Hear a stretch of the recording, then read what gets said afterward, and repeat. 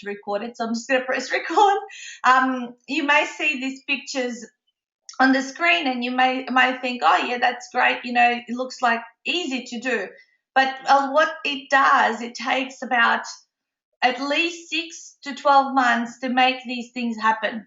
So there's a certain amount of lead up, there's a certain amount of relationship building, there's a certain amount of promotional and adding value that you must do in order to make retreats a reality in your business. So everything, as we have spoken about, and you guys, most of you would know what a sales funnel is. Say would be your highest end program where people come into, which means all the activities that you're doing prior to executing a retreat, like meeting people at events, being a speaker, for them coming to experience you in a surrounding where you're delivering a workshop. All of those things are important aspects to make someone go, yes, I want to come away and spend X amount of money and X amount of time learning from you and getting a certain outcome. Another thing is that you would need to think about if you are going to do a high-end program, a 2-day, a residential, whatever you like to call it, is that what outcome or what goal would have your clients achieved as a result of coming away with you. So think about that, because if you make it too broad and ambiguous, people will not want to come along, and you're not going to have as much success of people saying, yes, I want to come away and join you. What you might like to do to start off doing events or taking people away, you might like to plan something that you do with your nearest network. You might do something that's not really a huge investment, but go through the process of actually planning it, so that and then you go and spend the time with the people that have come away. But it doesn't necessarily have to be with your own community, and it doesn't necessarily have to be a high-end program. That's what I'm trying to say. You can practice by saying, hey, we're going on a girls' weekend away. I'm organizing it all, and while we're away on this girls' weekend, we're going to do fun things, but we're also going to maybe work a little bit on our business. That's what you want to do. So you may go through the motions of organizing it and getting a few girlfriends, people you network with to come along with. Now, what that does, it gives you the practice on how to organize it. But at the same time, what it does, it builds that stronger relationship between you and all the people that will come away. So I've often said, look, I'd love to go away next year with, a group of girls somewhere. It doesn't matter where, that it's just going to be a fun weekend, no obligation, no selling, no nothing, just to hang out and be people, right? So because I believe that once you get to know each other with people and you spend that intense period and you have a bit of fun together, the business stuff kind of takes care of itself. Like you've heard the saying, like the most business occurs at around the golf course. Men do the most business on the golf course because because they kind of get friendly, they're doing something that they love together or over a beer, and that's when it happens. So what this will do is not only build stronger relationships with your friend, with your associates, if you like. I don't know what we call them. I call everyone my friends. Everyone I network with is my friend. Everyone that I in my life, that I hang around with is my friend. So that's how I look at people. When I go into a networking or a meetup or whatever you like to call it, I just go, what new friends am I going to meet here? I'm not looking for clients. I'm not looking for strategic alliances. My mindset is, what new friends am I going to meet here? Because that's what it's, for me, it's about getting social with people. And there you go. There's our social media little insight. You got to get social on social media in order for it to evolve to something else. So there needs to be, if you like, an aspect of wooing people to to become close, so therefore you end up doing business together if that's the way it'll go, or they end up referring to you. So second thing is a lot of things have to be planned and arranged when you are organizing to do a retreat or a residential. So certainly, looking for venues can be a challenging task. I mean, we went through 5 or 6 different venues or houses, if you like, until we arrived to the one that we're now about to use for the third time. Um, uh, Certain things were missing in certain places, others were just wouldn't have been the right size for different varying groups. And then and just there's challenges wherever you go. But what the thing is not to give up and to keep persisting and trying out different places to figure out what's the best one that would suit your group and the feel that you're having, and the most convenient as well. So what we also worked out is, well, are you gonna obviously retreats? You got to cater for people, especially if they're away for you with us for 48 hours. And in our first, in the 5 out of these 8 retreats that you can see in front of you, we catered for everyone. So Stuart was in the kitchen for 48 hours pretty much, preparing breakfast, lunch, dinner, making sure everyone had the drinks that they needed, and just to enjoy the whole experience. We now have grown to a point where we cannot have him in the kitchen. We must have him mentoring, so therefore we use a venue that caters for everything, and everyone also gets their own room, which means that they can concentrate and have a space to go away to actually execute their books. So those things you have to consider. What are the kind of things you need to take away with you? And what are the kind of things you're going to do to nurture your people leading up to the retreat, but then also following the retreat? So how are you going to start that community and people getting to know each other well before they come away, and how are they going to stay together as a close-knit community? Because a lot of amazing friendships and relationships get developed on at retreats, and people do want to, they want to stay in touch. As I said, these in front of you, these feel like my 8 families that I have, and every single group has a different dynamic and a different personality, which for myself, I will never forget. So I'm always very curious to find out what it's going to be like this coming weekend. Other aspects that you may want to consider is, what kind of games are you going to play? Are you going to have some fun games that obviously make a point? Are you going to have certain activities and certain songs at a particular time? For example, we have got 2 songs at our retreat. One is our retreat song, which always varies from weekend to weekend. That's also my anchor to remember which group. It reminds me of a particular group, but also for these guys, it also reminds them of their experience whenever they hear that particular song. So I have chosen last night the song that we're going to have this coming retreat. Of course, I'm not revealing it because a couple of my attendees are on the call via Periscope and go to webinar. So I'm not revealing what the song is. But then we also have one other song that we have at the very, very end.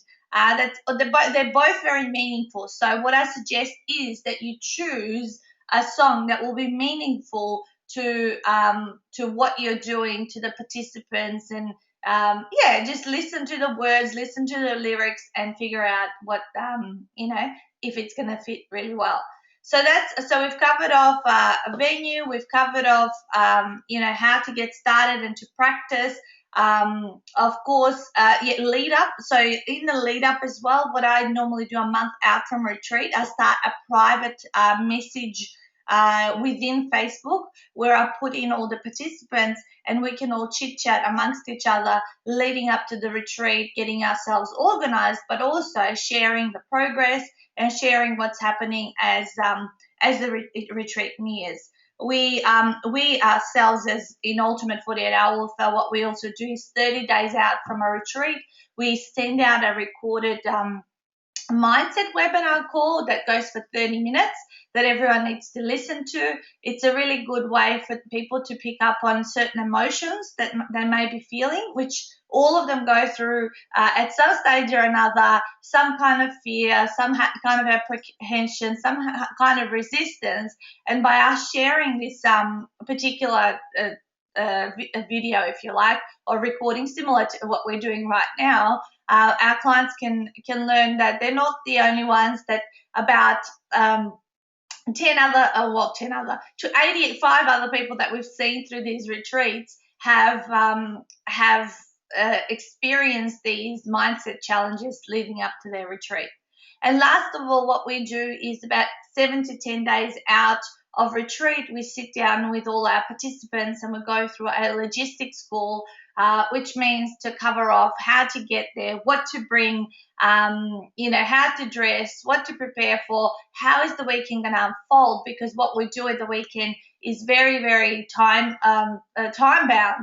We have got like 45-minute educational segments, then an hour for their recording where they go off in their rooms, then they have a break. Then they come back for another, teach segment. So it goes through 7 teach segments, 7 recording hours over the 48 hours, and obviously the breaks and the lunches and the dinners in amongst. The last thing I'm going to say around this is what kind of fun stuff are you also going to do? So have you got any activities that are perhaps for the evening? We do some really casual stuff after we have dinner. We have some wine and we do some interesting things with our authors, little challenges. And also then there's a spa, so we hang out and have some spa time. And night number 2 at our retreats is fancy dress night. So we generally have a break on the Saturday and after the end of the day and before dinner. So this particular retreat coming up, we're going and having a superhero theme. So everyone is going to dress up, getting dressed up with superheroes, and that creates for a memorable night and an experience and a little bit of a laugh and great photos and all of those kind of things. So there's so much you can do. I mean, really, everything that I have just told you now, obviously it's not absolutely everything, but it's I guess where our experiences have arrived to. So certainly all of these things that I've told you didn't come about from retreat number 1. We have added, tweaked, and adjusted and brought in new things and new activities as we've gone through all of the different months. Well, it's been 2.5 years since we've been running it. So you'll evolve and you'll get better and stronger, and each time you do your residential or your high-end program or your experience, you're going to tweak and change. You go, well, this is probably going to be, doing this is going to make me, make it even better and more memorable, and you'll have good memories and laughs about everything. Retreats are for those people who love being around people, that love to entertain as well. So if you're kind of sitting there and thinking, I'm not that outgoing or whatever it is, I mean, you can still do a retreat. It will just be a different flavor. So every experience that people go along to has a complete different flavor because of the person that's perhaps running it, because of the dynamics, so the different people that are there at the retreat. It might be a really rowdy retreat, or it might be a really quiet, relaxed one. It might be a few other things, and we certainly have had a variety of those different things that I have just spoken of, where, it's been a cozier winter one or a loud summer one, or just different things, and that's what makes it exciting, because you really don't know what's around the corner.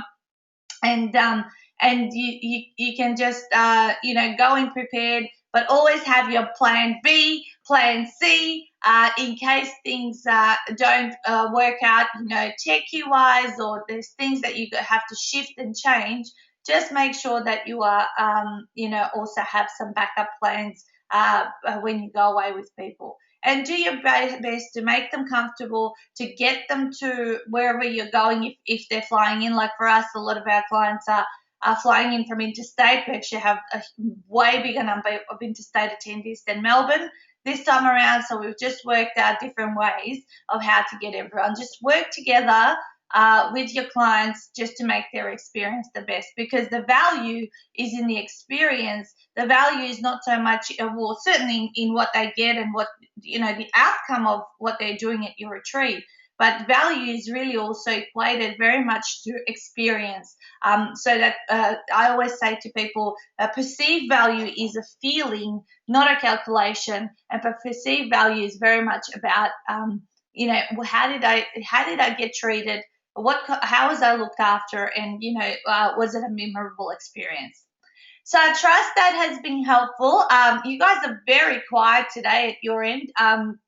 On both mediums. You're not commenting or chatting or posing any questions. This is the quietest coffee chat since we began doing them. um, Here we go. Just as I said that, a long message came up from Terry.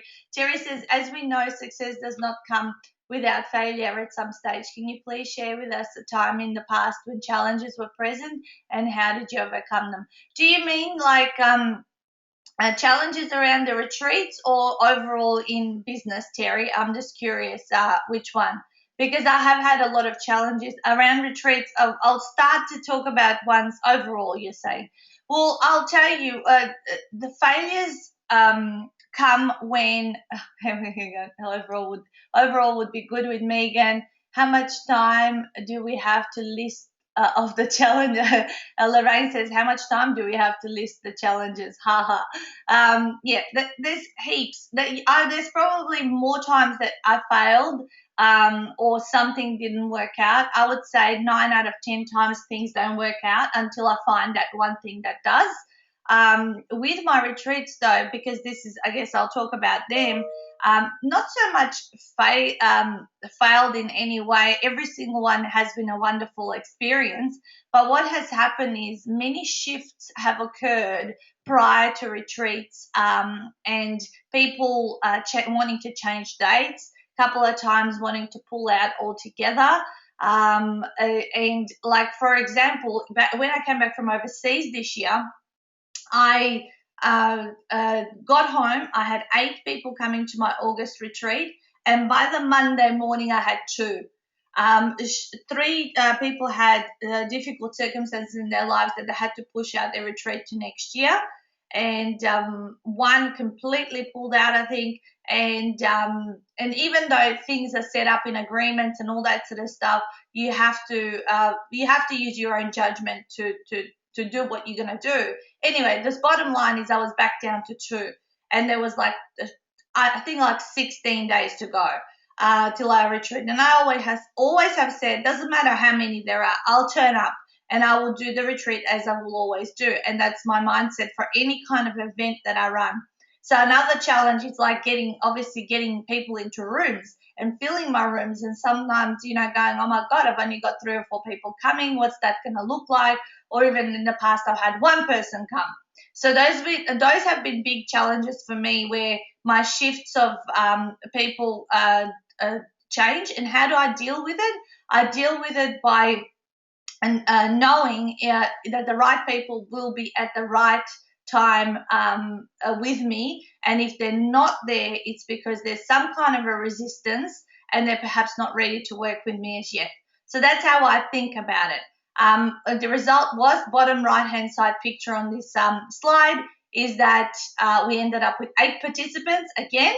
I had a few conversations, and people just came out of nowhere at the very, very last minute. We had some 3 or 4 really, really late people. We had another person who actually brought her retreat earlier. Instead of coming to November, she's changed back to August, and all of these things changed to bring the correct people in the right group back up to 8 for that particular retreat. So nowadays, I don't. If I fail at something, I don't see it as a failure. I don't look at it as a failure. I just go, okay, well, that didn't work. How can I do it differently? It doesn't faze me. It used to faze me a lot more at the beginning, but it really doesn't anymore. It's like, okay, well, no point in sulking. Just get on to the very next thing. I trust that has been helpful. So, yeah, Terry says optimism wins. Thanks. Yeah, so upcoming events are the UBS events, guys. Amazing evenings all around the country. So I'm just going to put the links in our chat box. So we've got finally the proper Melbourne page up for UBS with Dr. Rosemary McCallum. She is actually going to be on a webinar with me at 1:30 today Melbourne time, and she's a female version of Wayne Dyer. And I can't wait for you guys to hear her if you have never met her, but she's really, really inspirational, and she'll really make you think about what are some hidden challenges that may be sabotaging your business. So that will be at 1:30. Sorry, I don't have the link. I think I posted it last night in the UBS group. So if you want to find out the link, or you can't find it anywhere in the group, please just message me. I'll send it to you. Secondly, the link for Sydney, I'm sending you the link for Sydney. They're the same night. Melbourne and Sydney are on the same night this month for the last month of the year. And Adelaide is a week later on the 3rd of December. So here's the link for Adelaide. Awesome. And the very last thing I want to briefly announce is a Bums and Seats Mastermind. So you heard me say that the biggest thing for me was how do I get my numbers and get my groups, and I've done so many different things to over the last 5 years to get good numbers of people, the exact numbers actually that I want. So sometimes I choose to have only numbers of 10, other times I choose to have numbers of more depending on where I'm going. But as you know, I ran 2 super awesome and successful VIP marketing days at our home. And what we will be running in 2016 is a full-blown 12-month Bums and Seats Mastermind, where people will come every month to our home and get fed and spend face-to-face time. Over 100 hours of training. We had our very first person, because I actually offered this opportunity to our VIP members. We've had 2 people come on board from interstate. We're going to live stream it, by the way. We're going to live stream this across the country for those people who can't be here live, but there's only 9 spots left for people physically attending this Bums and Seats mastermind. It's basically, this is what it's going to, these are the dates. I'm sorry, if you can take a screenshot of what I'm showing you right now and then look at it later. I'm not going to have it up because we're going to finish up in 2 minutes. But basically, it's going to be on Thursdays. It's going to be 9 to 5. And it's going to run from late January through to early December. So sometimes you will see there's only a 2-week gap between the events, and sometimes there's like a 7-week gap when I'm going to go overseas. So, but it's every month of every Thursday in a month we'll have got a mastermind.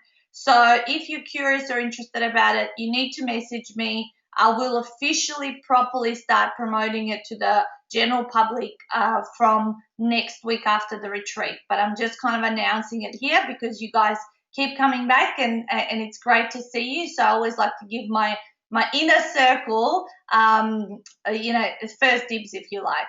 I promised a secret. I promised a secret. What was it? Oh, I've forgotten what the secret was. What was the secret about, Terry? Was it social media, or I don't know what the social media? Don't know. Maybe. Social media secret. I did, but I can't remember what it was going to be. No. I think it was something that we spoke about earlier, and then I was going to say that was going to be a social media thing. Publishing during the day.